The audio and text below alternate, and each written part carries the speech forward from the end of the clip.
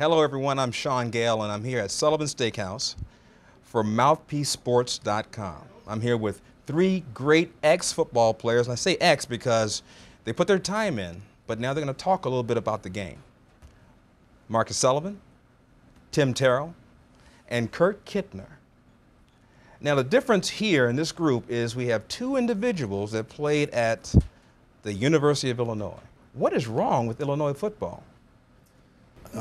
What do you mean, Sean? I mean, the big question is, you know, here in Chicago, people watch Illinois sports, and the thing about it, the big question in everyone's mind is, can Juice Williams hit the side of a barn? Well, I'll tell you what, Juice is very marketable. I think his name is great. He's done, I think that Juice is a great athlete, and I think they do a very good job of marketing Juice. Juice is young, so you have to understand that he'll learn. And obviously, Kurt was one of the best to play there. He might have some different comments, but I think just give the kid some time. Well, that's a good point, Kurt. I mean, you're still in the record books at Illinois. What do they have to do at the quarterback position to improve? I don't think they do much. I mean, he grows over time. He was a sophomore last year off a Rose Bowl, played well. He fits the system. He does well in the run game, which is basically what our main bread and butter is. And it's hard to defend when you put Aurelius Ben and Rashard Mendenhall, who's now gone, and him. That's three guys that can average, 8 yards a carry. Yeah, we don't rely on the pass because we don't have that many great receivers. Ben's the first, good receiver we've had since I was there. So they're getting the recruiting going. They're going to have some better players, and that'll help the pass game. But when you talk about the spread offense, is that the way you pronounce it, spread offense? Is that what you call it? Isn't it a detriment to a passing quarterback out of high school to look at an offense that really won't highlight his ability to throw the ball? I mean, isn't that the biggest thing as a quarterback that you went through coming out? Well, that's the thing. We take the spread offense and we predominantly use run by motioning, receivers and running backs back into the backfield. But obviously, you could set up in four wides and throw it all day. But it just doesn't fit the athletes you have. And I think that's part of a great job that the coaches did this year is taking the talent that you have and winning with it. And when you get the receivers and, the running backs and the O-line that can handle the pass game, then they'll focus on that. And there were times this year where they had to rely on the pass to be in the game and win it, and they were able to do that down the stretch. It obviously didn't work out in the Rose Bowl, but I thought he threw the ball well against Ohio State. Because I went to the Ohio State University. When you talk about successful programs, it always comes down to how the players relate to the coach. And Tim, I'll pose this question to you. Now, you've made your rounds around the league. You're known for your hard-nosed special teams ability, and as a fullback, when you think about a coach, what do you think really separates the good ones from the great ones? Well, I went to Northern Illinois. Actually, I came out of college as a quarterback, so I know the position pretty well as well. But Bill Mallory was, for me, what separated him, I think, from everyone else. He was a no-nonsense type of guy. He was a practice what I preach type of guy. And under Woody Hayes, Ara Parseghian, I mean, he came from that, Bo Schembechler, the cradle of coaches. He coached at Miami of Ohio. And boy, the amount of respect that we had for the guy was immense because of you just didn't want to do anything wrong. You didn't want to do anything wrong, and you didn't want to disappoint him. And when I went to school there, we were in the Rose Bowl the same time U of I went to the Rose Bowl. We weren't in the Rose Bowl. I'm sorry. We were in a bowl game. We were in the California Bowl, and Illinois was at the Rose Bowl, and Illinois went and got their butts beat, and we kicked some butt that game. We were picked sixth, and we look back at it, and it was the character of the people that he recruited. It was the quality guys that he recruited, and I say that because now, 25 years later, for me, I'm friends with probably 50 of the guys that I played with in college, and I attribute a lot of that to character of these guys. We had guys on the team that were great athletes, and they were gone. He got rid of them pretty quickly because they didn't buy into his program. And his program was consistently worked, and his history showed that. So a coach like a Bill Mallory, and when I got into the pros, I played for 4 different teams. Everyone jokes around and says, why don't you just tell teams you didn't play for? It makes it a little bit easier for us. But I was at Atlanta, Los Angeles, Buffalo, and Pittsburgh.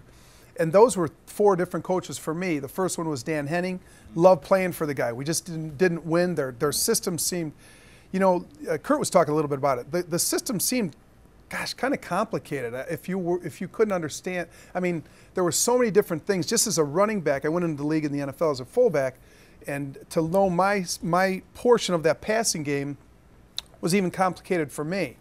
Then I went to LA where they had Ernie Zampese as our offensive coordinator, and he went on to win Super Bowls with Dallas, and he was with San Diego way before that. And but John Robinson was phenomenal to play for. We played hard and we partied hard, and that was fun. Then you go the other extreme, Marv Levy, where he's all about studying the playbook and knowing the rules of the game to the T, and then Chuck Noll after that. So, but in college, as you know, as we all probably know, seems like the motivators for us were more college than into the pros. The pros, it was, if you didn't have it down by now on how to motivate yourself, you weren't going to last long in the league. Well, you bring up a good point, because when you talk about motivation and you talk about on the collegiate level, it's a different ball game, because they're dealing with individuals and they deal more with character.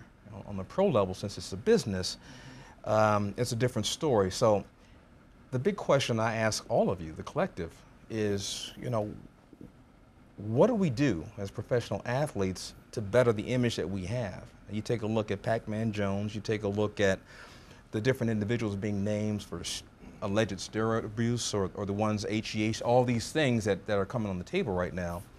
We're not as a group considered as moral as we possibly be. What can we do to change that? Well, I think it works 2 ways. I think it can work in a sense where we're NFL athletes, and the situation I'm in, I try to give back to the youth.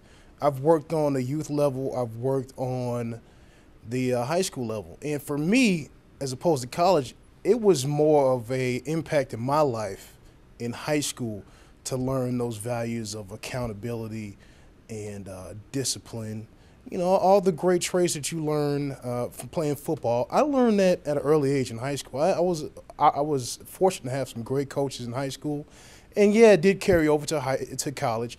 But you have some situations where, not naming any names, the Ohio State, but they are considered football factories where they recruit these kids and they pump them in and out. I'm not saying that you guys just do that, or Ohio State, but it happens. You have the major schools that basically pump the kids in and out.